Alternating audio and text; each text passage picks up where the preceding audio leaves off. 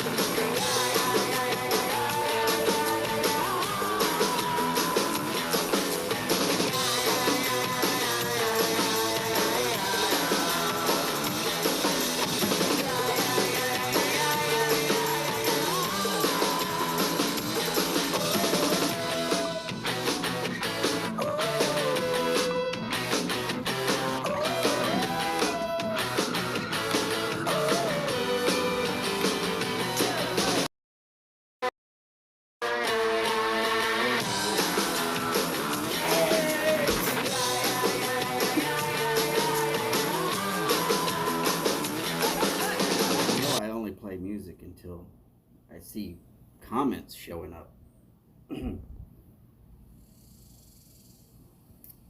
Howdy, James. How's it going, brother? In case anybody missed a certain yabo I did yesterday or wants to see what I actually got,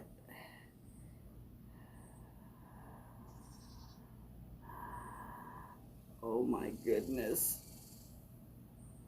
Oh my goodness. This flame grain beauty is brought to you by our pal Mike. I probably don't need to tell you where to find him in case you're looking for something that's similar or better. Much better? You know what? I don't know. Good luck with that. It's a beautiful pipe. Flame grain both out the shank and up the bowl. I wish I was this good. This is a Jonas design, and it is handmade in Italy. I looked it up, and I kind of wish that I hadn't.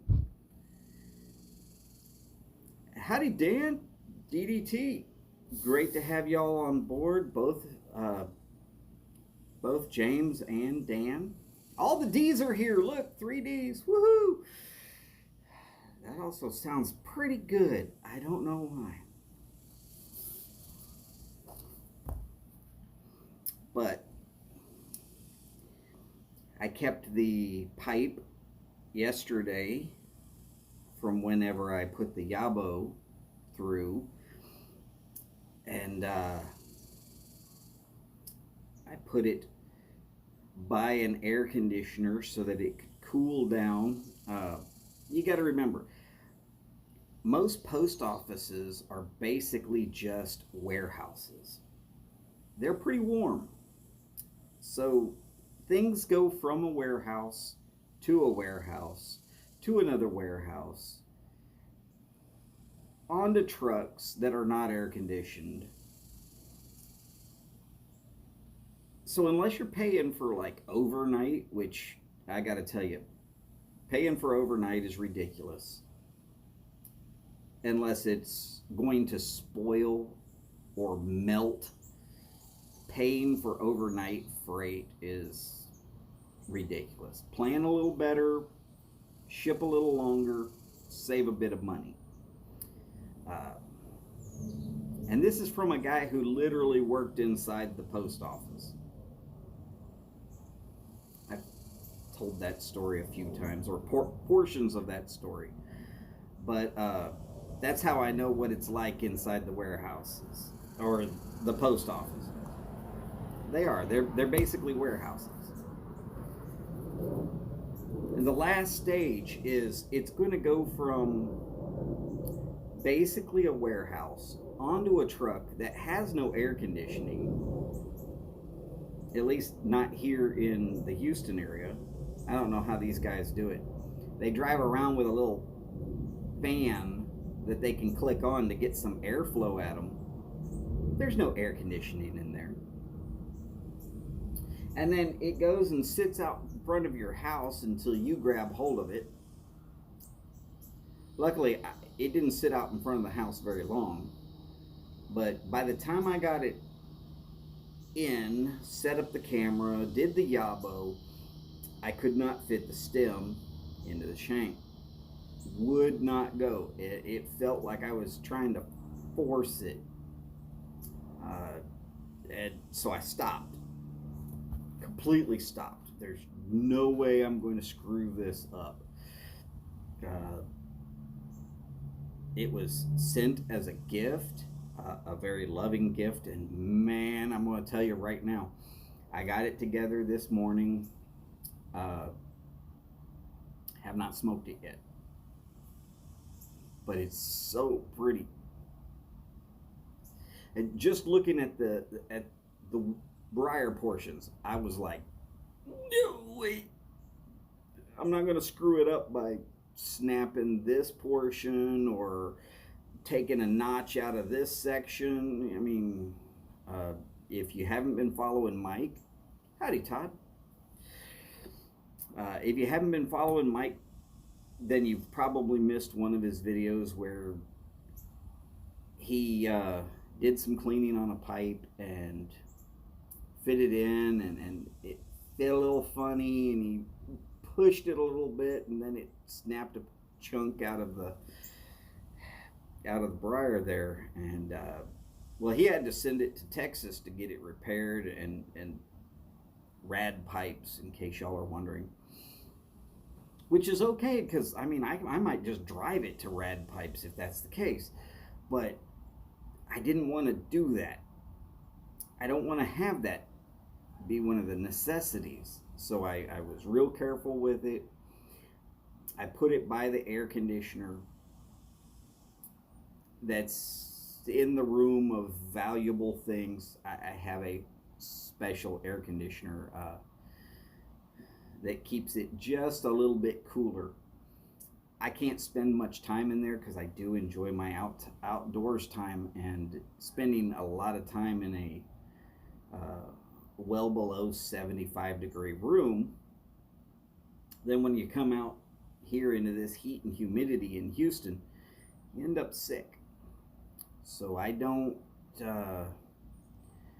spend a lot of time in that room, but I did put this in the room close enough to the air conditioner where it could come back to a normal, ready, not overheated state. And so this morning I tried it, and it slid in. It was still a little bit tight, just a little bit, but you know, just a little wiggle as I pushed it in, and it went in nicely. And so I figured, you know what, this morning I'm going to come out, I'm going to give it its first shot, and I'm going to enjoy the hell out of it. There's really no other choice on it. I will tell you that it was a previously owned and previously smoked, and from just the test, the cold draw, I don't know if there's a wording for it on a pipe where you smoke it where it's empty and non-lit. I can tell that the person who owned it previously smoked a lot of Englishes in it, which is good because right now I'm smoking Sutliff Match 20, which is basically the old Dunhill 965, but because they were getting sued by calling it 965 Match, they renamed it to Match 20. If you add 9, 6, and 5 together, it comes out to 20. And there you go. Somebody came up with a cute way to call it that. So, all right, that's cool. I like it. I will tell you that match 20 is a decent alternative to the Dunhill. It is not exact. It it's really close though. If you're trying to just find something to get you through until you can really put back in and get, because it's now Peterson 965. But if you're looking for a alternate that can be your everyday English, the Sutliff 965 match 20, it is called match 20. Uh, well worth an investment. I don't think that you will not enjoy it. You will notice that the ribbon cut is a bit thicker than what you used to get from Dunhill. And I haven't had the new Peterson yet, so I haven't been able to compare the Peterson to what I remember of the Dunhill.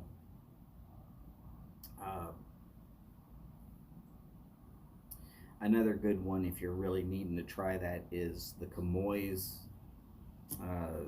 There is, I believe it's Cask 11. Camoys Cask 11 is a real good alternative also. But I love Englishes, so let's not get crazy with that. And I can tell the difference between an English of this and that and the other. Can't tell the difference between a Balkan. I mean, you could give me a low-grade Balkan, and to my mind, it tastes exactly like your whatever your favorite Balkan is. If it's Balkan Sassini or Sobrani or any of the other ones that you just think are top-of-the-line Balkans, I could get the lowest thing that still is basically a Balkan blend, and my taste buds, I taste Balkan, but I like Balkans, so that's not really an issue for me. And I've tried several Balkans, and back to back to back blind tasting, can't tell the difference to me. So if you can tell the difference to a Balkan, you go right ahead, have a blast. Know that I enjoy them as much as you do, but I just can't tell the difference between the top end and the low end. Whereas I can tell the difference in the better Englishes all the way down through. I like a lot of tobaccos. I'm not going to tell you. Let's see. How did Glenn say it? I like it. And that's really what you should think about when you're doing your own tobacco is if you like it, it's good. Just because I will never do pumpkin spice or something peach, don't worry about that. If you like it, it's fine. Hint, if you send me pumpkin spice or peach, it will be regifted or returned to sender. It would be like sending Stonehaven to Glenn. He's going to look at it long enough to put you on the naughty list, and then he's going to treat you like hell for a week or longer. Oh, there you go. Not my fault. I grew up with a peach tree out front. Had so many peaches in my life, I wore myself out. I can't do them anymore. I just don't like the flavor of them. And I used to eat the shit out of them, but now, nope, not going to happen.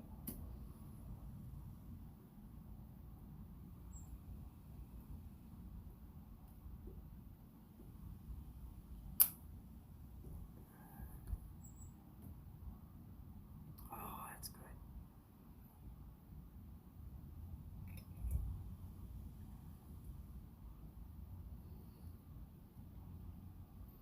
And no, this is not my first pipe of the morning. I've been up a while.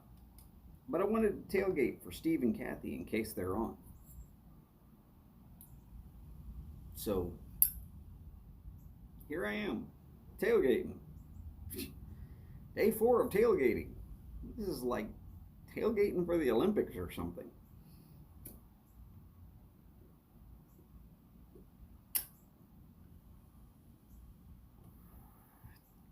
Dan, that's a blend I will never try either, but that's because Dark Fire gives me a sour, bitter at the back of the throat that I just can't seem to get rid of. Not unless I'm drinking like heavy bourbon or something like that. And I don't like to have to drink just to get rid of that. Howdy, Jose. And yes, oh my God, did I feel like it was Christmas. I got a hat. I got a hat pin. I got a sticker. I got a book of matches. I got this beautiful pipe. And I got 3 tobaccos. I don't know why Mike sent it to me, other than I don't know, maybe felt bad because I have to look in the mirror every once in a while.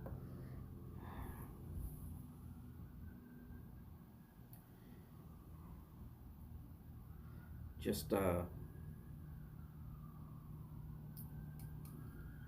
mean, I opened up that box and it was literally like getting your favorite toys when you were 5 years old and it was Christmas and you got everything you possibly wanted. Yeah, that's how I felt when I opened that box. Or if you can think back to basically the first time you had sex. Oh, yeah, there was that feeling. Boris, Huva Ilta Boris, and Bob, howdy, sir. Great to have both of y'all in.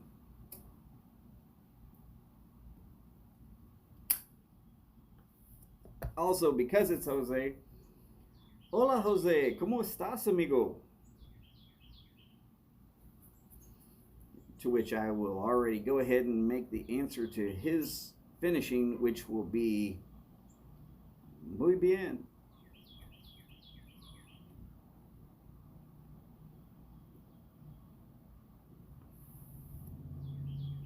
Because anybody who's going to get this pipe,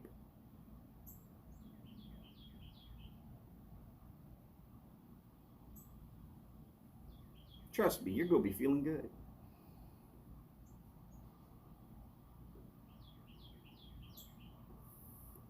So, first couple of puffs, I'm going to tell you, wide open draw, which I like because, as y'all know, I like cobs.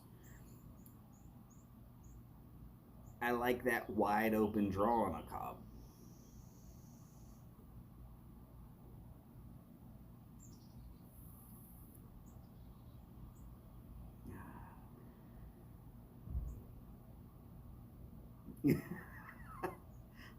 Well, I do a little bit of my impressions of mind reading. Ah.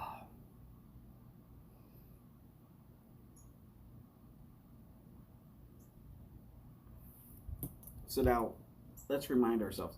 Steve and Kathy might or might not be on today, depending upon how things are going at their house. But they said Zoe uh, has been making great improvements and has been getting very mobile again, which, with a broken hip, that's great news.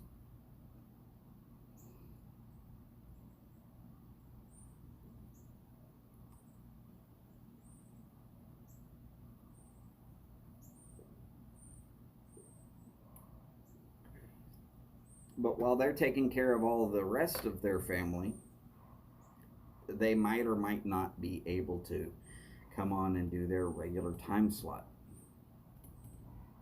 Do remember, keep little Zoe in your prayers. Healing from a hip takes a long time.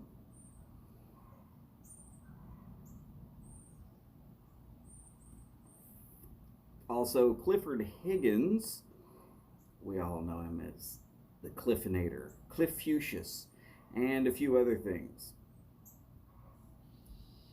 But the guy who loves the shit emoji,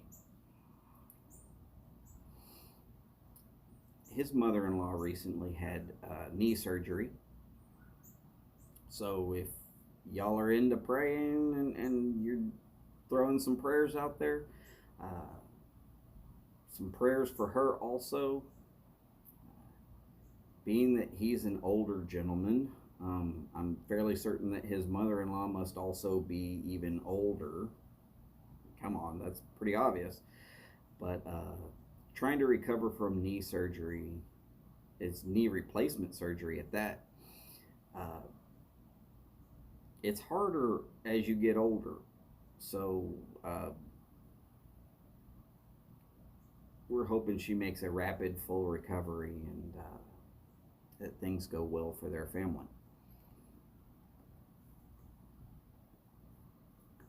Here I am talking too much, not smoking enough. I don't want to light it too much. I'm afraid I'll char the rim of the bowl.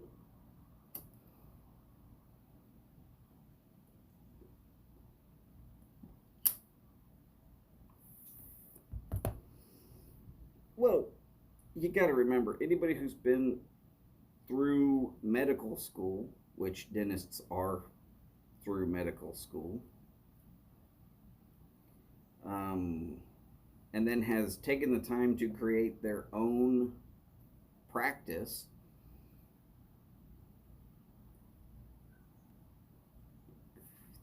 you're 30 at least before you can even think about starting your own practice.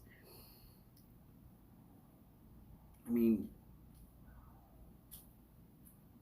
yeah, it is pretty big there, Jose. Now I got fairly good sized hands, but I'll say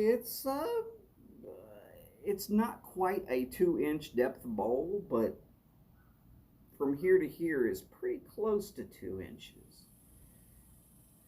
It, maybe just a little bit below, but not by much if it is. So I might be here smoking this a while, especially if I keep having to light it because I keep talking. Damn me.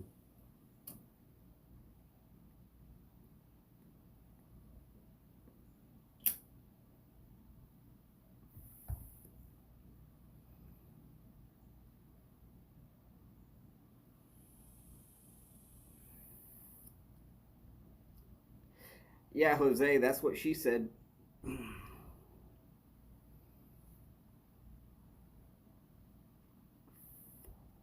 Well, damn, Dan. I hate to tell you this, that there's women out there that'll tell you no because it's too big if that's the case.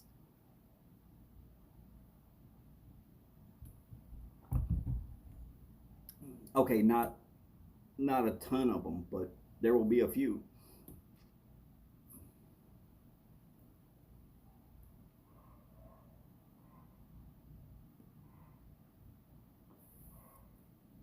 I mean,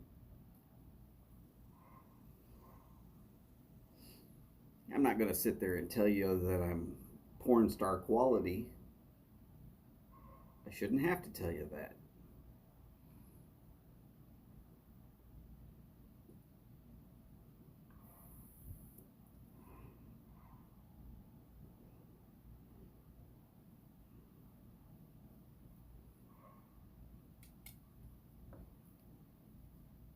Not my fault.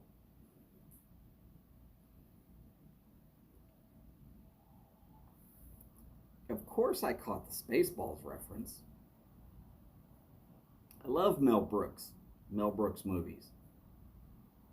Freaking hilarious. I mean, obviously, his best works would get you annihilated in today's society.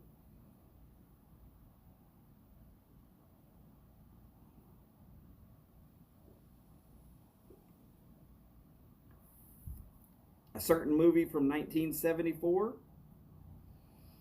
would get you straight out lynched in the street if you tried to make it in today's society. That would be Blazing Saddles, by the way. You don't have to believe me, but trust me, you can't make Blazing Saddles today and expect that it's ever going to show in any theater.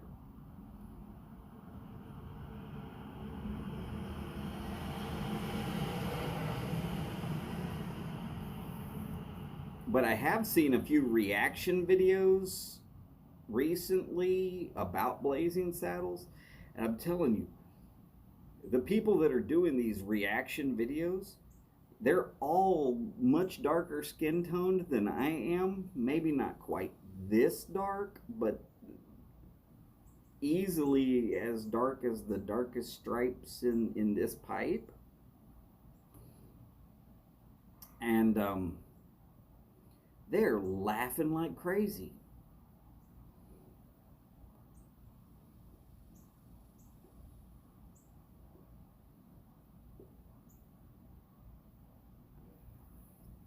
Oh, goodness gracious. Stuck in the snow. Howdy, Ganji. We definitely don't want you to be stuck in the snow.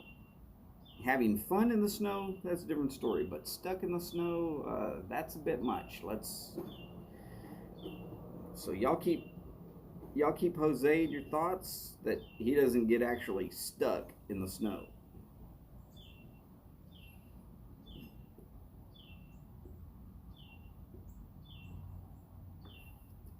Dan, you're probably right.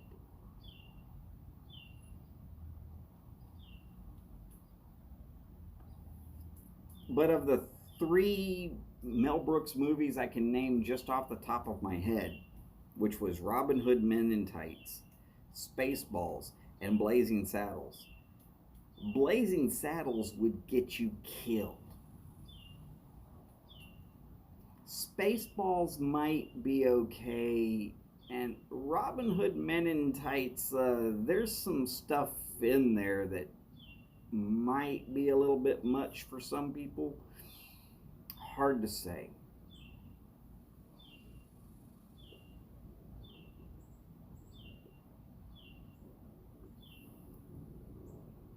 But it's like everybody went politically correct and nobody has a sense of humor anymore. I mean, I'll be honest, Blazing Saddles was hilarious. And they hit everybody. Not just a few people, like everybody.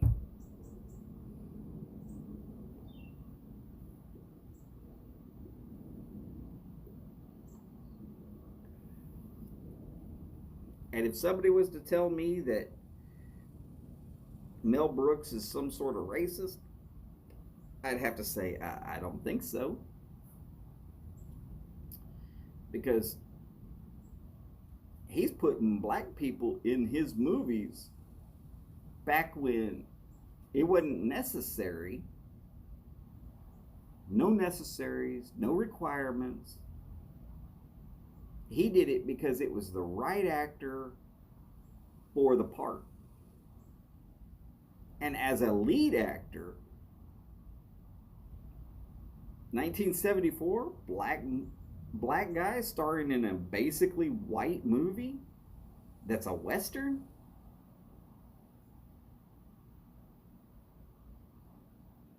That didn't happen.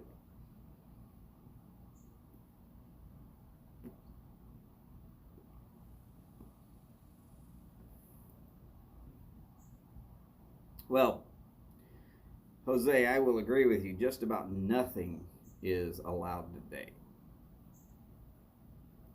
I am surprised that the movie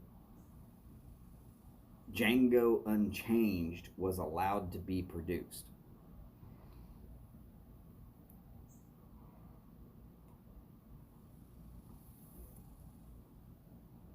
The N word was used over 100 times in the making of that movie.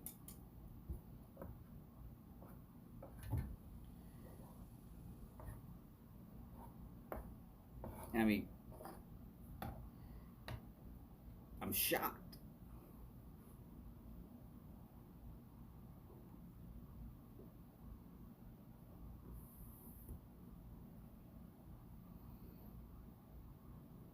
what can you say? I mean, it is what it is.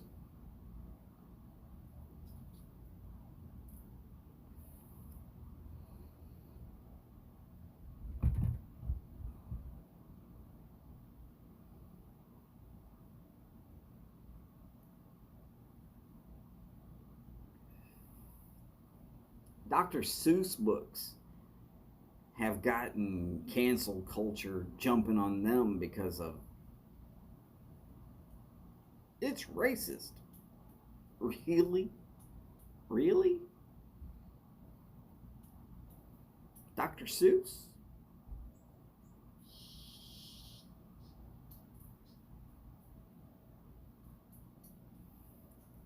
Because some little illustration near the back of the book of one of the books shows a Chinese guy that's basically a line drawing, and it looks like he's using chopsticks to eat some rice.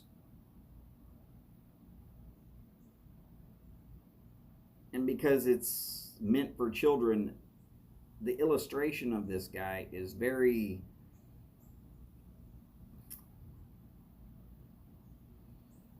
well,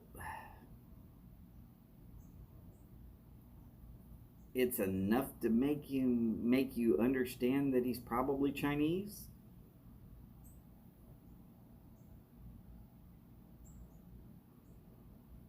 Oh, but that's racist. Really?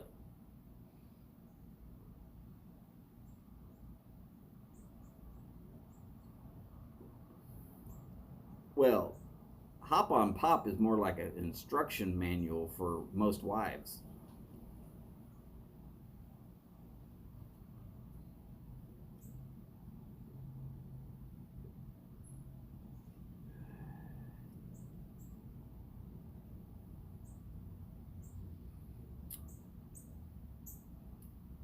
Just saying.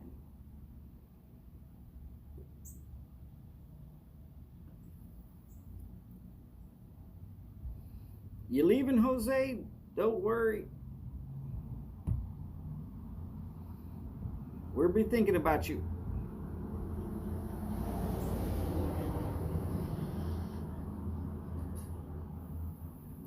You be safe out there too.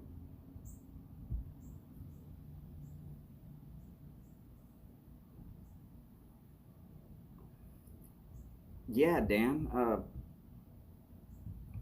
There's several things that are now considered completely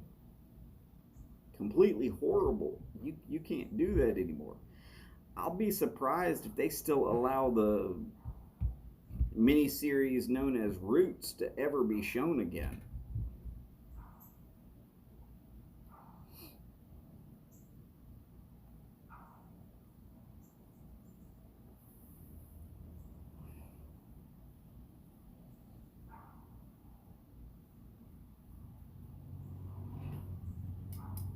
Hey, let's erase history. They took down a Lincoln statue of President Lincoln because it has a person of color supposedly that looks like he's being subjugated. We're talking about the same guy that signed the Emancipation Proclamation that was later read on what is now known as Juneteenth in Galveston. Free the slaves. No more slavery.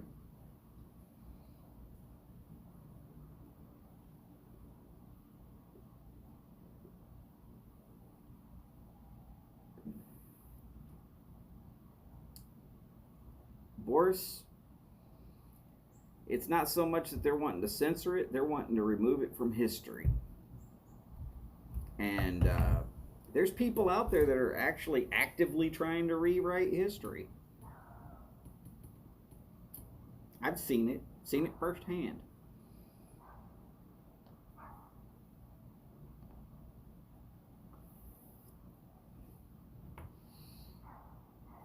You have history teachers that don't understand World War One much less World War II.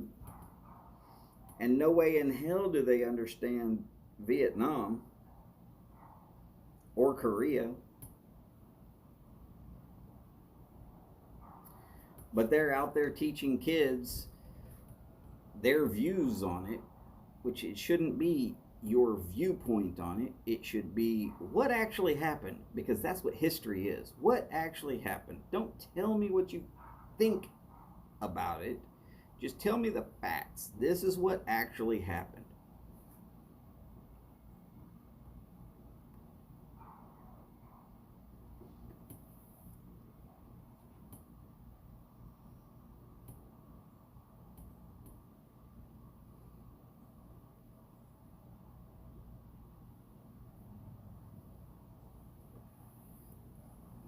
Agreed, Dan.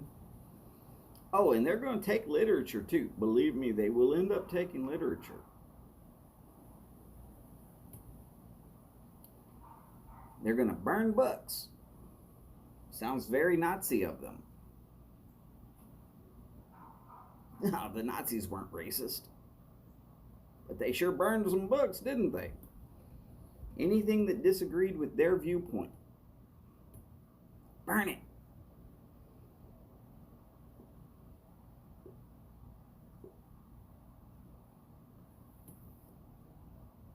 And why?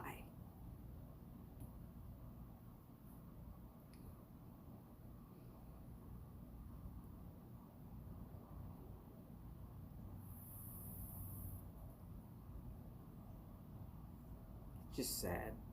Sad.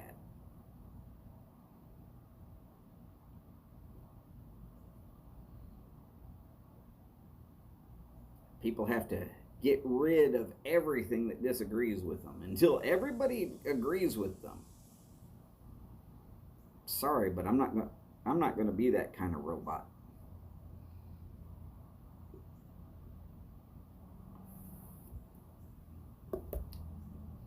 And yes, I did say robot, because that's basically all you'd have. If everybody agrees with everything that you say, you got nothing but robots from that point on. By the way, we're about 30 something minutes in, so bowl call. What are you smoking? What are you smoking it in? Though some of y'all are not smoking, and I understand and I appreciate that you don't have to be smoking right now.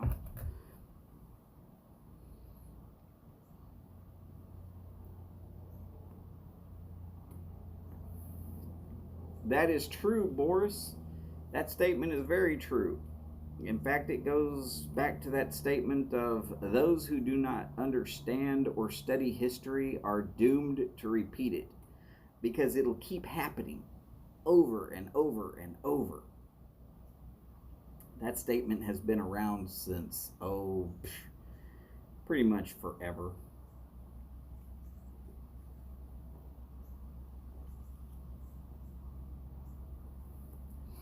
Tomato and olive pasta in a big bowl. Well, that sounds pretty healthy there, Boris.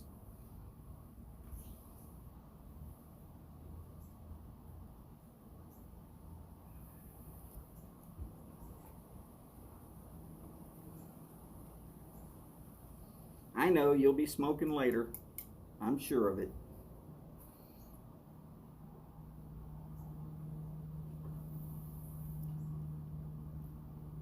But yeah, the whole idea that you can erase the history of it and thereby remove it completely, that's an impossibility.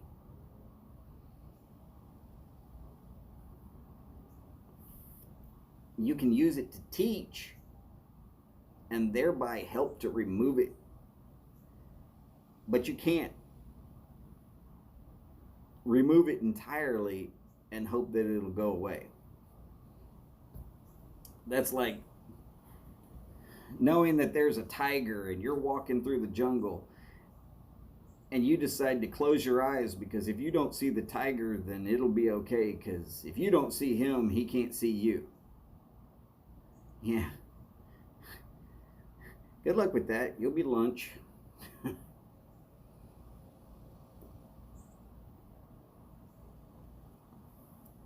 Hey, but a good Parmigiano Reggiano is actually fairly healthy as long as it's not overdone.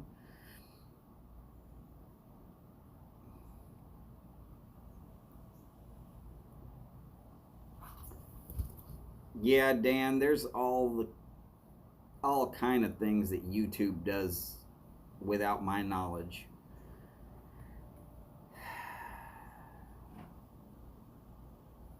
I don't think they understand this channel is for free-minded, thoughtful adults,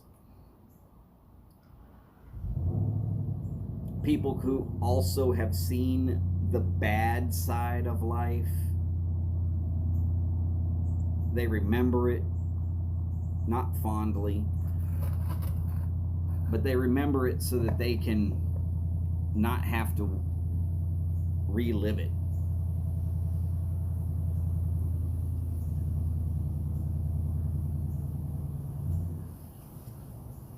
That is very true, Dan. There are various different words that the YouTube auto censors just hate, and they jump all over them.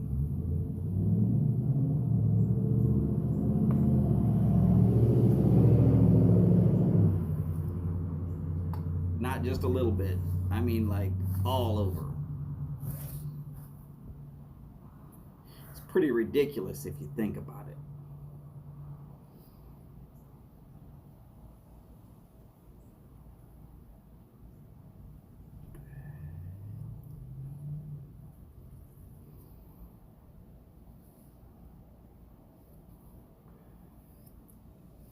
Oh, look, I can get a 1 month free subscription to YouTube so I can remove all of the commercials. No, I'm just going to sit through the commercials. That way I can tell everybody who's making content for the YTPC that there's commercials being put on your content. You should require them to go ahead and send you the check. I'm not saying you're going to get a bunch of money, but hey, you know what? Every penny counts. They send you enough pennies, you can be rich.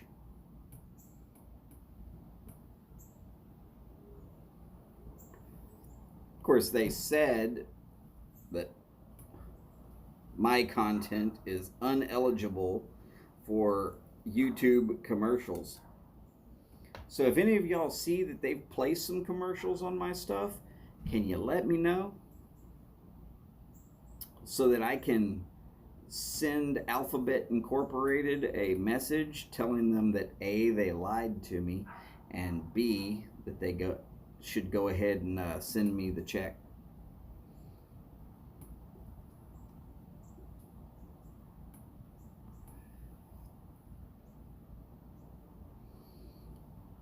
DDT, that is extremely correct with what actually is going on in the world today.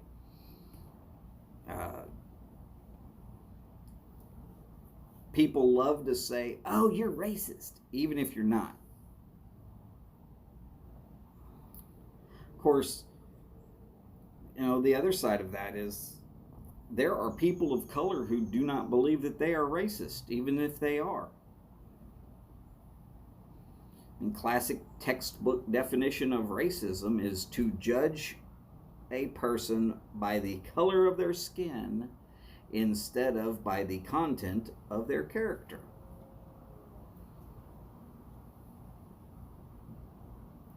If they take one look at me and they decide that I'm a white guy, so therefore I'm racist, then they have committed that same racism.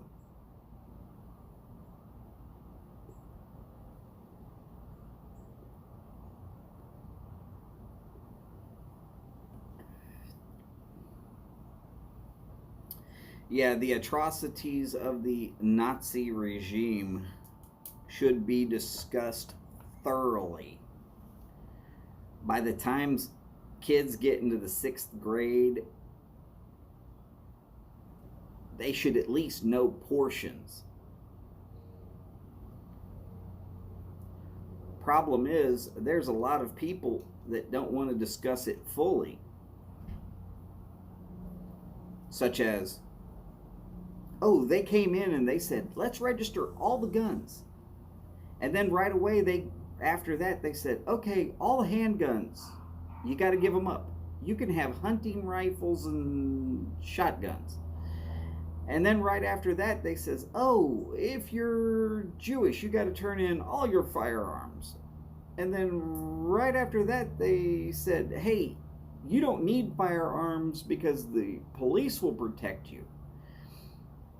And at the same time as that, they had already taken over the whole school system so that they could get all the kids to go home and basically browbeat the shit out of their own parents and get them to turn in their guns. And pretty much once they had about 90% of all the firearms in Nazi control, then it was too late for any free-minded thinking individuals to say, hey, wait, I disagree with what's going on here. But then it was too late. There weren't enough firearms left in the civilian population to do anything about the military occupation of Germany. Not all Germans were bad, but they got duped.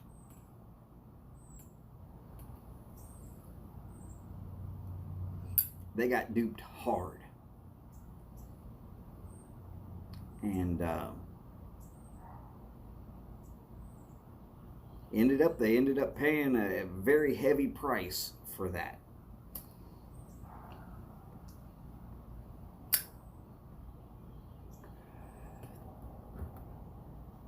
And that's just one single set of, because this, then this, then this, then this, then this, then this.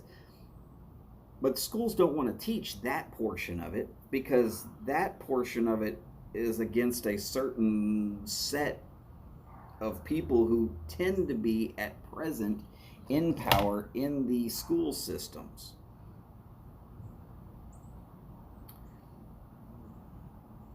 Am I saying that they have to teach exactly the way I see it? No. But they don't want to teach any of it because they're afraid that some of these kids are going to have to go home and say, oh, well, our teacher taught us this. And some of those parents are going to be like, oh, well, let's fully expand on that. This is a good opportunity for myself to teach my own children about the atrocities that were perpetrated way before I was even born.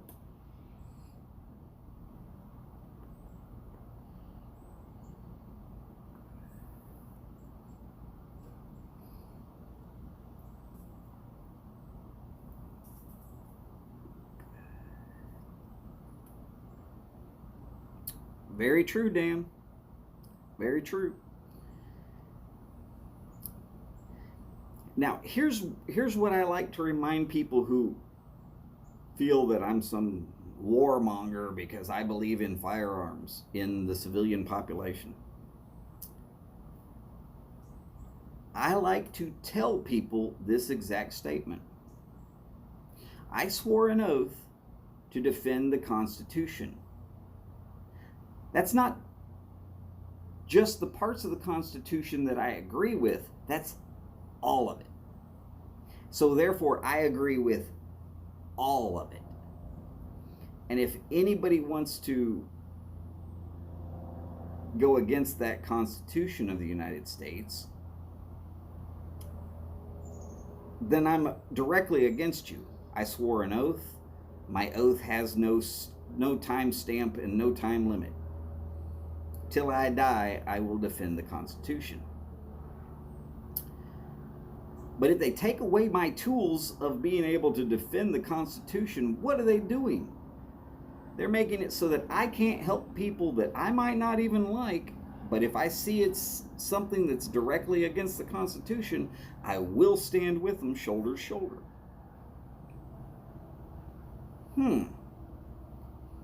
There's a lot of people out there that don't like that statement because that statement is just, well, the same people that don't like that statement will also say, oh, well, you can have muskets because it was written in the time of muskets. To which I like to say, puckle gun, and go look for the first patent for auto or semi-automatic firearms. And then tell me who is the person that wrote most of the Constitution. And then tell me when that person that wrote most of the Constitution, because he had the best penmanship, maybe he didn't think it all up, but he had the best penmanship. When he was president and they sent Lewis and Clark on an expedition, what kind of firearms did he send with Lewis and Clark? Yeah. Oh, puckle gun was a hand-cranked, basically Gatling gun, but it went around in a circle like this instead of around in a circle like this.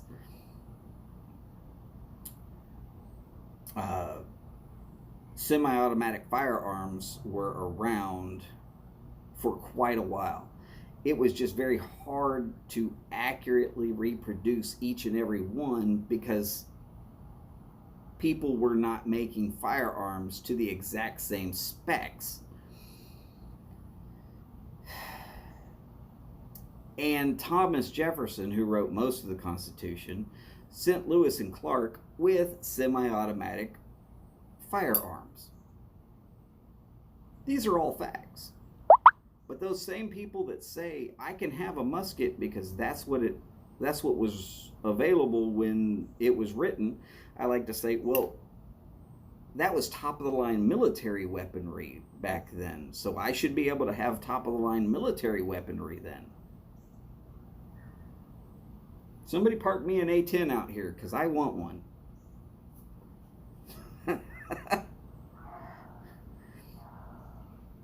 I also like to tell them that, well, if that's the way they feel, they need to send any reply to me, not by social media, but by quill and ink on parchment sent to me by somebody on horseback, because that's what was available back when the First Amendment was written.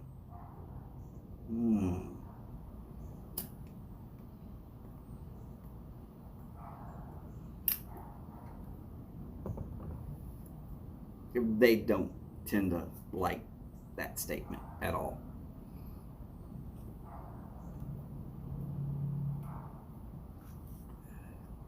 Not my fault. I don't go for double standards.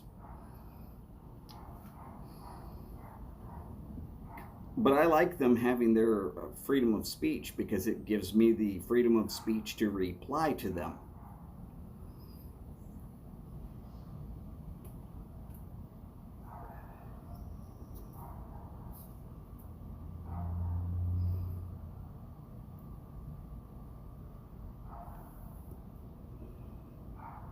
And, well, you know, I'm good with the reply.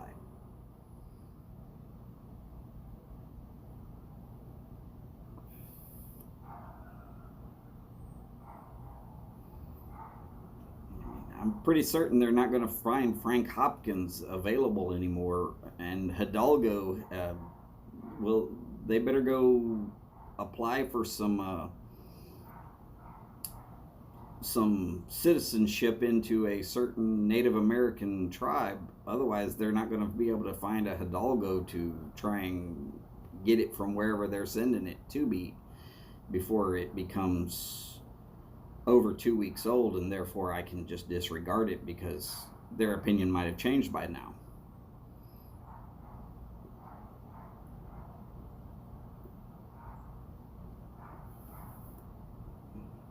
Really? You can put a cannon in your yard? Nice. They've removed certain totally ridiculous weapons of war from being proper ownership. Oh, and by the way, yeah, we could have actually had cannons back when the Constitution was written. It was okay to have a cannon in your yard, as long as you kept it in good working order.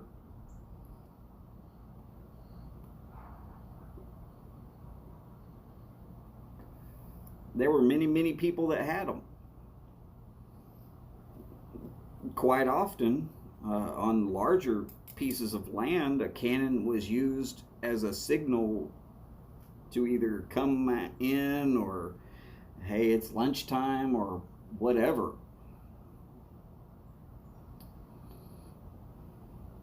It was used as a signaling device as well as a defensive device.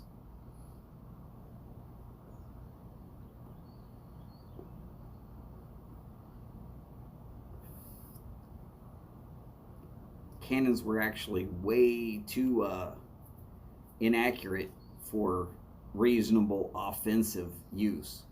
Plus, with them being so heavy, one good rain and you couldn't get it to go nowhere.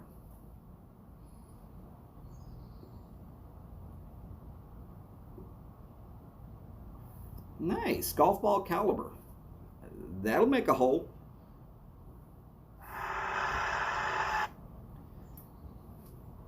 That'd make a good hole.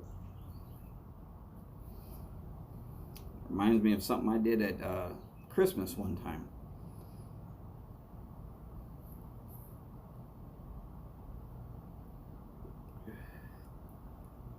I used the military voice to get a hole through the Black Friday crowds at a Walmart. It's been several years ago, but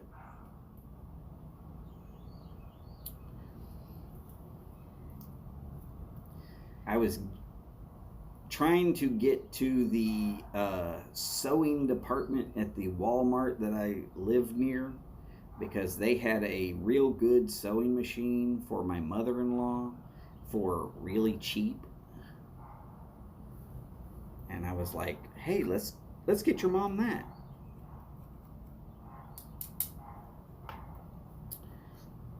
So Holly and I went to Walmart.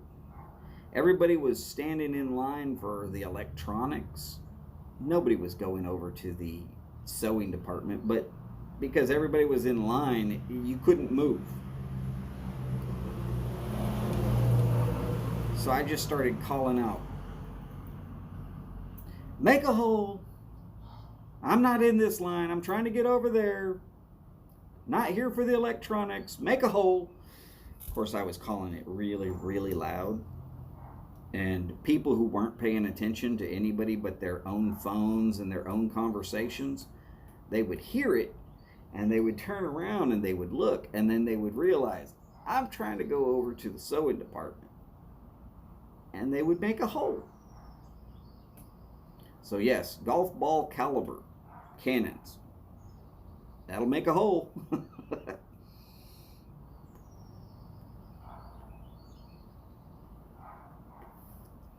If you happen to have a Savinelli 320, hold that up to basically wherever your chest is and imagine a hole that size. That's basically golf ball.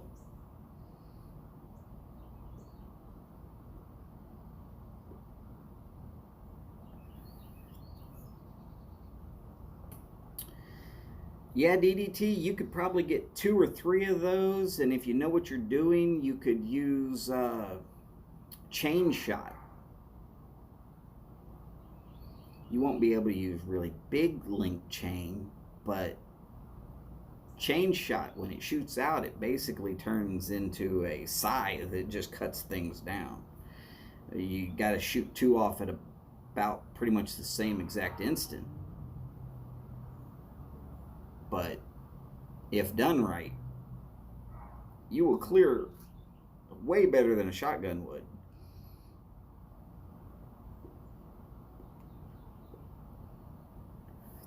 Of course, reloading is a little difficult, especially if you're under fire, but hey, statement of fact. Stuff that worked.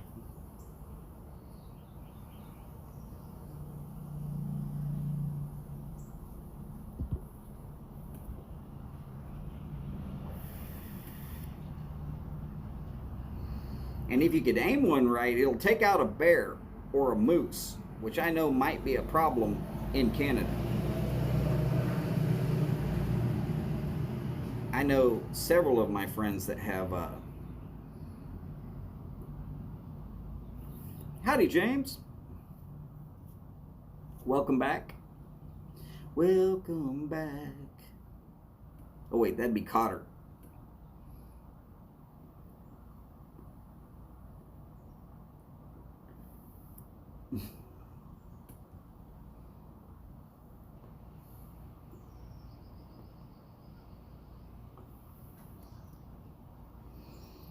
But yeah, I know several people in Canada that have walked out their front door and noticed there's a bear right there. What are you going to do? If it's a pissed off bear, you better get back inside. And you better hope you got a firearm handy because it'll tear your damn house apart if it really wants in. And moose? Oh my God. You get charged by a moose, you're lucky if you live.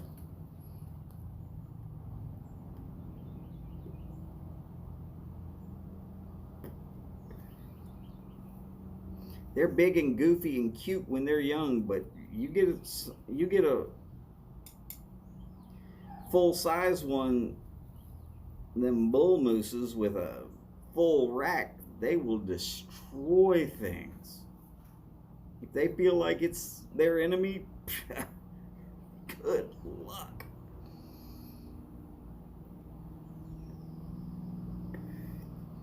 Bears are actually easier to handle than moose, according to what I understand. I'm not saying it's by a lot, but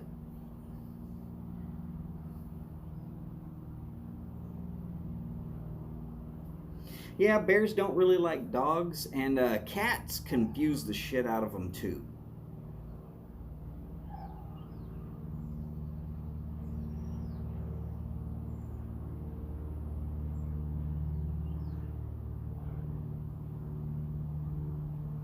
Oh yeah, talk them down. Sure. Yeah, talk them down. That's yeah. No.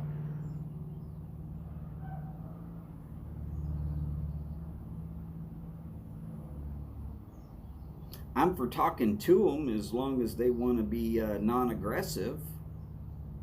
But something tells me that pointing something with some double-aught buck at them tends to make people really non-aggressive really fast. Of course, if I'm pointing something with double-aught buck at a person, they might as well kiss it goodbye because I'm already pulling the trigger. Anymore, pointing it at them is a threat, and that'll get all your firearms removed for threatening violence using firearms. If you're scared enough to pull a gun on somebody, go ahead and use it.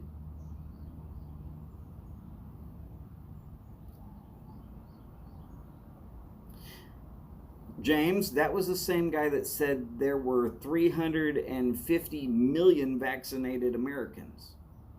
He said it just the other day. We don't even have 340 million Americans, so I don't know how he vaccinated 350 million of them, but okay.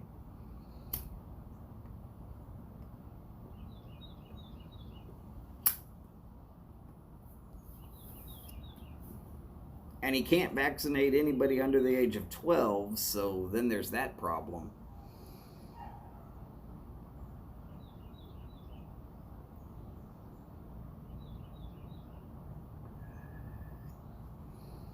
Ooh, even a young grizzly can be a little bit of an issue. I wouldn't want to do it. But if it came at me or my family, I'm shooting it. If I'm in bear country, I don't go anywhere without a loaded firearm. I don't care if it's just a simple walk to the mailbox. Hell no.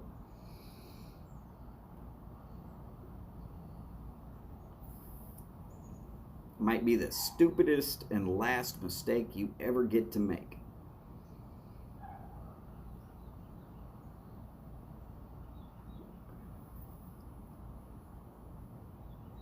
Speaking of bears,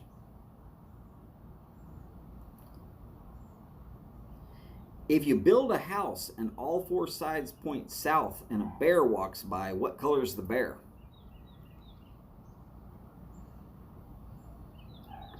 Howdy, Boca.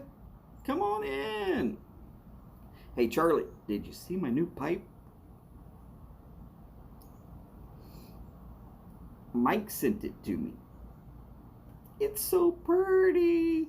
It is flame grained both on the bowl and all the way around on the shank. Ain't it pretty? And yes, Charlie, the answer to that is white.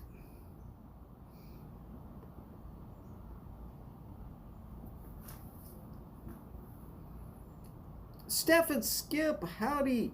Howdy. Actually, it's probably just Steph because they are not in the same time zone. And poor Steph, she's separated by Skip by about 12 and a half hours.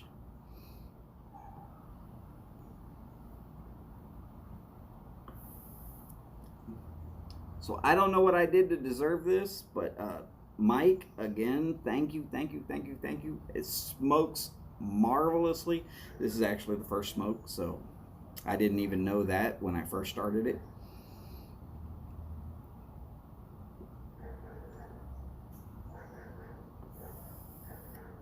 It doesn't get hot.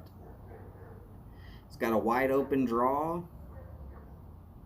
And it was already broken into Englishes, so even better.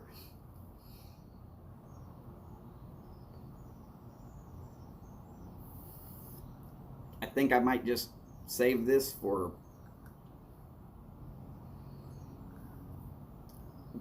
Boris. That is correct, but you ain't seeing that unless you're shaving it.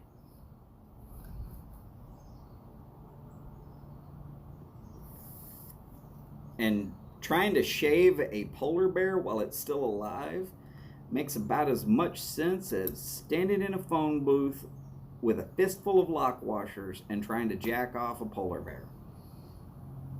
Yeah. Go ahead and think about that.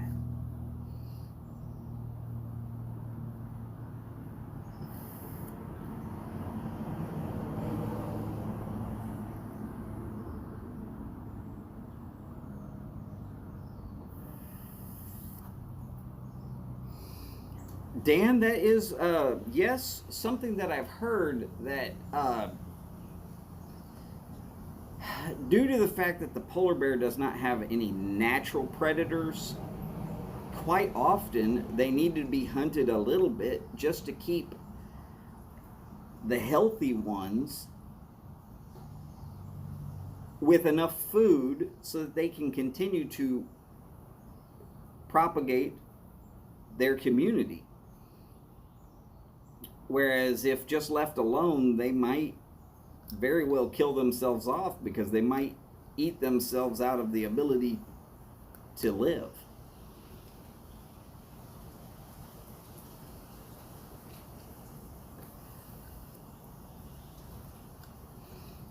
Well, Charlie, I'm fairly certain that anybody who thought about that fistful of lock washers and they would understand if they understood that while you're in a phone booth, there's nowhere to run. And I have actually seen videos of polar bears destroying phone booths back in like the 60s. let's just say it's no protection.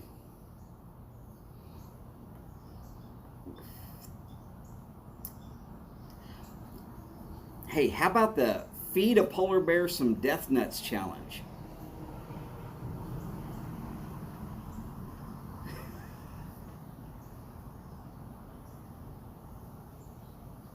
A pizzly bear? Okay, well,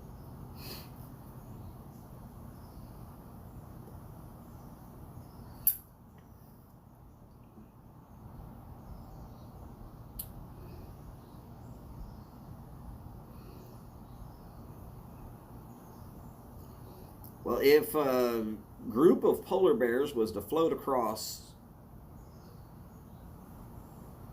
or get across while the whole North Atlantic there was frozen, they could be an issue.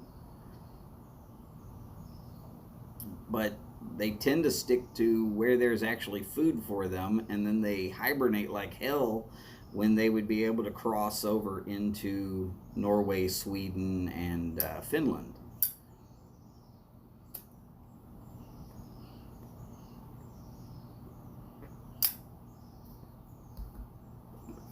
Besides that, with that much snow on the ground, nobody would ever see if there was a polar bear.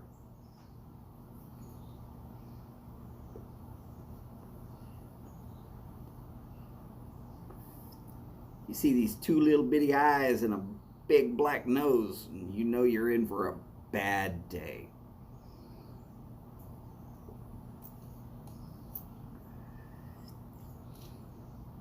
Charlie, they get pretty big in Alaska, that's for certain. When I was an electrician, we worked an apartment building build. Uh, During summer, they sheathed the whole outside just as quick as they could, and as it started getting colder, we literally moved into the apartment complex and built it out throughout the winter. Using the bathroom was interesting. You took a large supply of plastic bags and a 5-gallon bucket, and you'd do your business into the plastic bags, and you'd sling it out of a window and slam the window shut. Wasn't until summertime that they would bring a front end loader to just load up a garbage truck full of shit bags, for lack of better explanation. But every once in a while you'd see a bear looking in through the second story window, and you'd just be like, holy crap.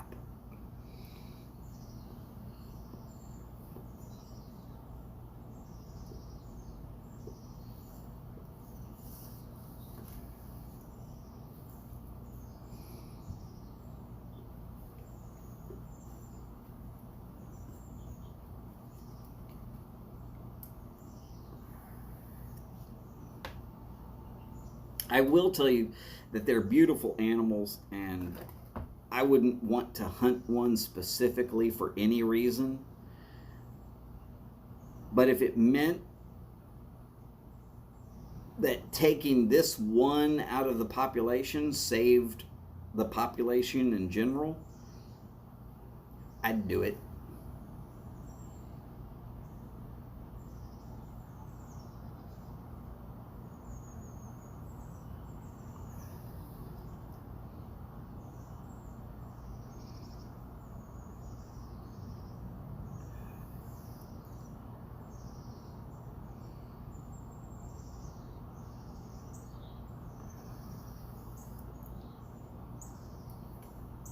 Now, don't get me wrong. Like I said before, sometimes you actually have to do some hunting of animals. If their food supply is too low to maintain the animals in the area, sometimes you need to cull a few out for their own good. Texas, we've got that problem with deers during the drought seasons. You'll have too many of them, and instead of herds dying off because there's just not enough food for them. You know, that's what the land management goes out and tries to decide. Is there enough food for this many animals to live throughout the year without killing a few off? If there's not, then they issue that certain number of tags. This is how many we need to cull to keep the whole herd healthy.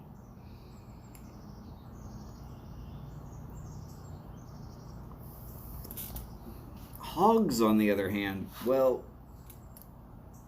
one, I love bacon, and two, they can outbreed and out eat you, so trust me. With hogs, shoot them.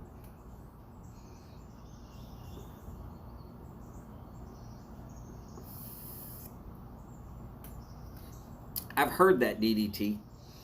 I have definitely heard that. Okay, so I am not seeing that Steve and Kathy are on yet. It's like 111 here.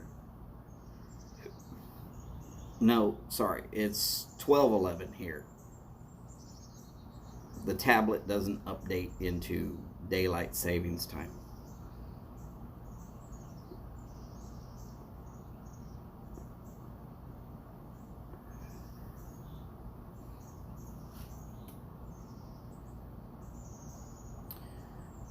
True that, Charlie, true that.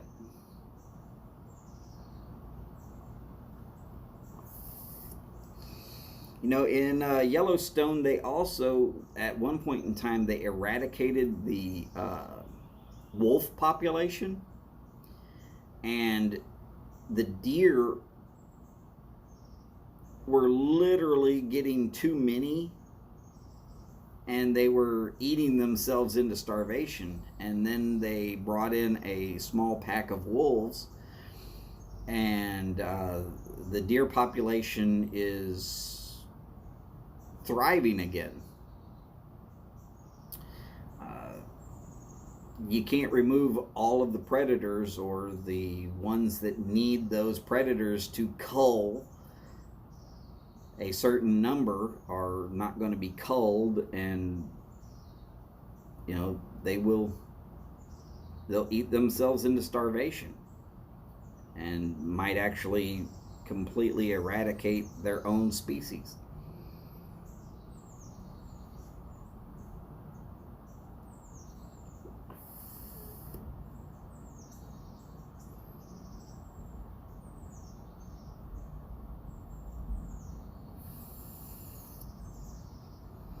That is true, Charlie. Humans are on the wolf food chain. They track and tag them, and if they get too many, they do have certain hunting parties, but you have to be somebody and pay crazy amounts of money to be able to go on those hunting parties. Uh, my brother-in-law, who is quite wealthy, he's been offered a few, and he's turned it down as being just too damn expensive.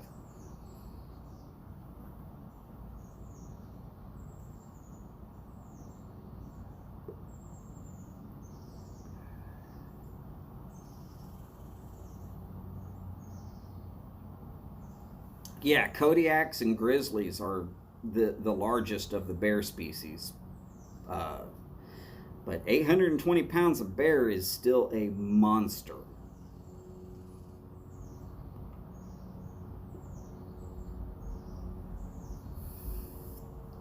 Yes, wolves are getting more and more dangerous. But again, if you cull them appropriately, then there's not that bad of a problem. Yes, Cliff, I actually did get this baby to line up and smoke right. And I appreciate you for noticing that. It's a marvelous pipe. Smokes extremely well. By the way, howdy, Cliff. Great to see you in today.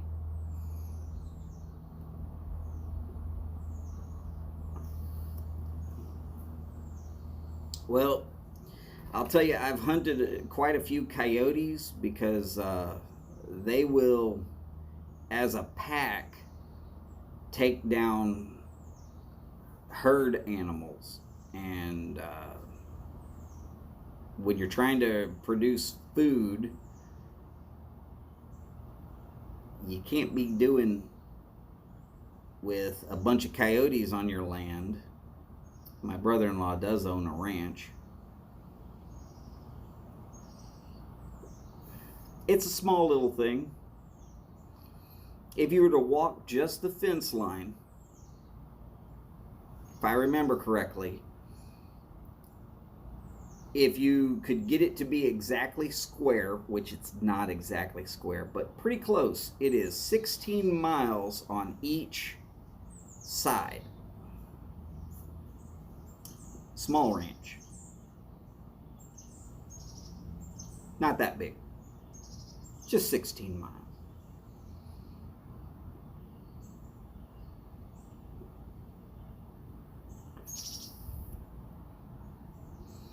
Every once in a while, we got to do hogs and coyotes and prairie dogs.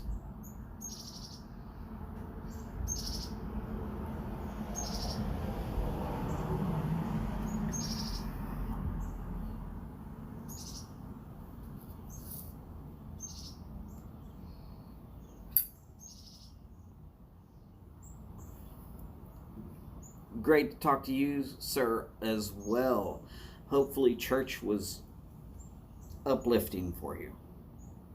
I'm as uplifted as I can get. I got a pipe.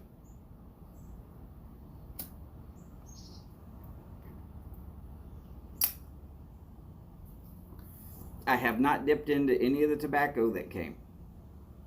Don't worry, those are for special occasions.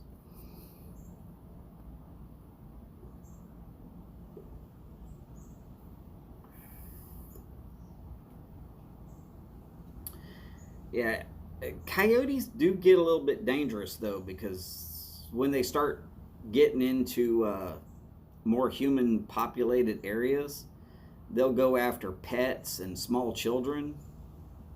Uh, Hell, I had a pack one time run down the street right here in front of the house.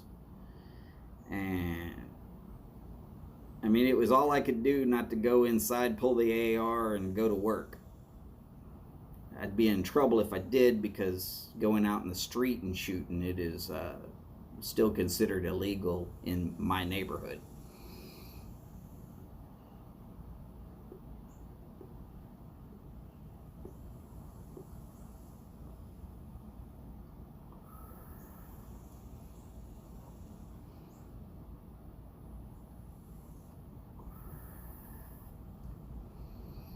Well, people need to also be situationally aware of what wildlife is there, and head on a swivel.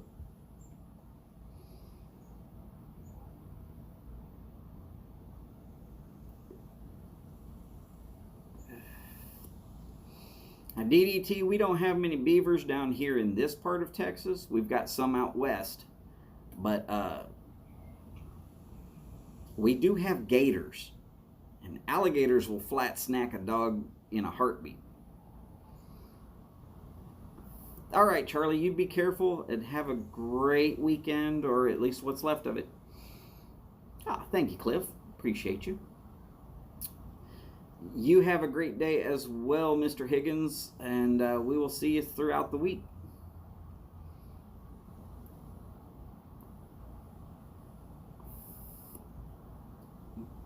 Biggest one I've ever seen up close was about 60 pounds, Dan.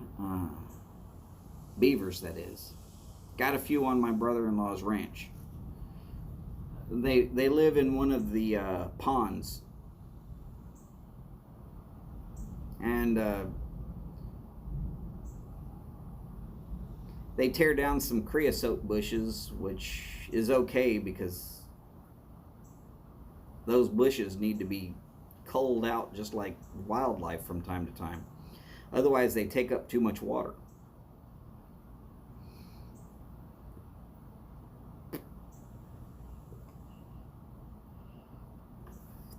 Plus, they'll naturally block up some streams and they will allow for better water on my brother in law's land. So it's not being done by a human and therefore completely legal.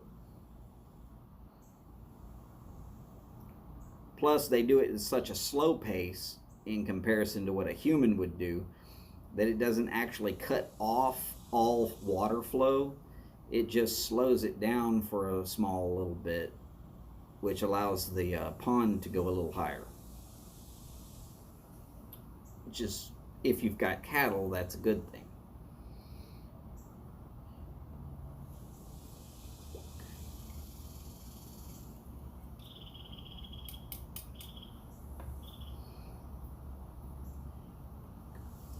All right, so I'm gonna try to keep this one lit one last time. I'm gonna try and get this one lit one last time. My wife just gave me the boo, as in she wants to do some things and doesn't want me hanging out all day on YouTube. So we're gonna see what we can do here.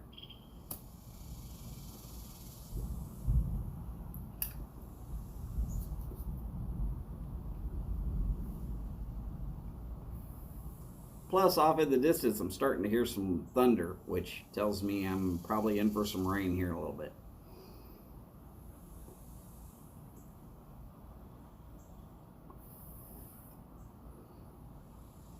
All right, so y'all make sure to keep little Zoe in mind as you're passing throughout the day. That's probably the reason why Steve and Kathy are not on this morning. And then Clifford Higgins' mother-in-law, who had a knee replacement, keep her in mind.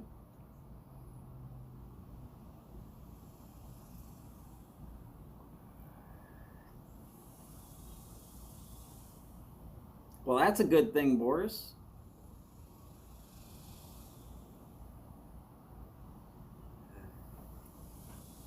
Well, James, I'm not telling you got to start early. Remember, if you're trying to tailgate for what would be Jose's normal time, then starting early is going to be a little difficult. I might just, being that I'm basically filling in for about 30 minutes of Steve and Kathy's time, that would be an exceptionally long show. I mean, you got to go Chadism style. 3-hour shows are difficult. I did a 4-hour once. I don't ever want to do that again. Whole throat felt destroyed by the end of that one.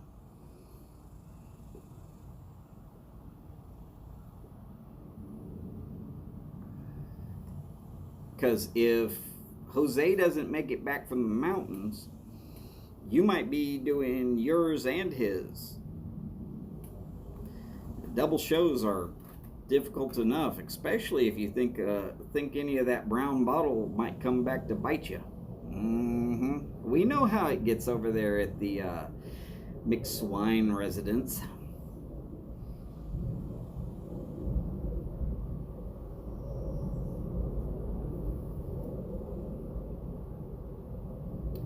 Of course, I guess if I lived out on the West Coast, I'd be drinking too.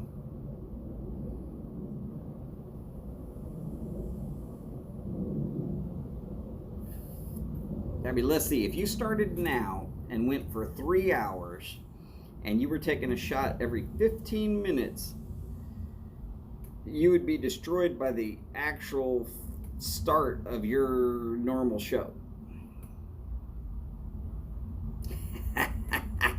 Good luck with that one.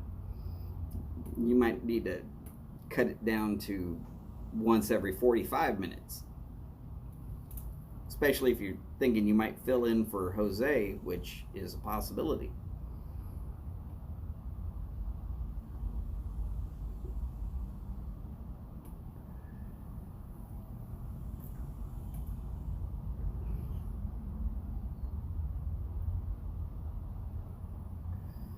Don't worry, we're all going to enjoy the show.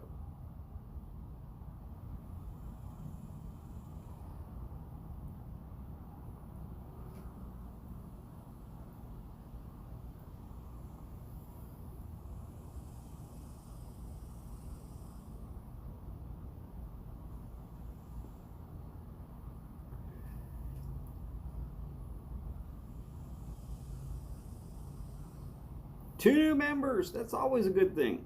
Boris, convince them to come on into the YTPC also. We'd love to have y'all here.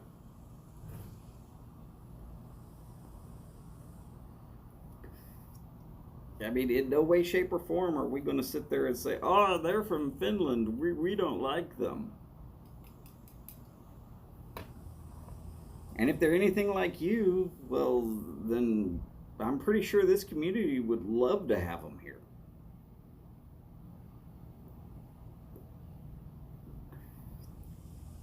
So, this pipe is worthy of about an hour and a half. There was a little bit of dottle left over. Not a great deal, but a little bit.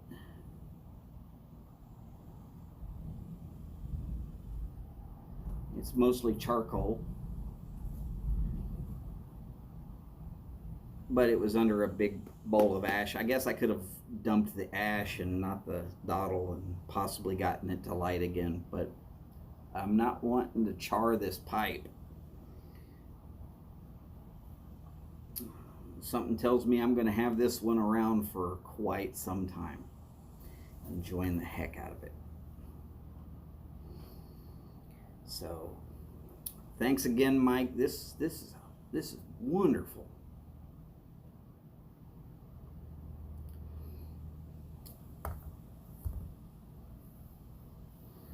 And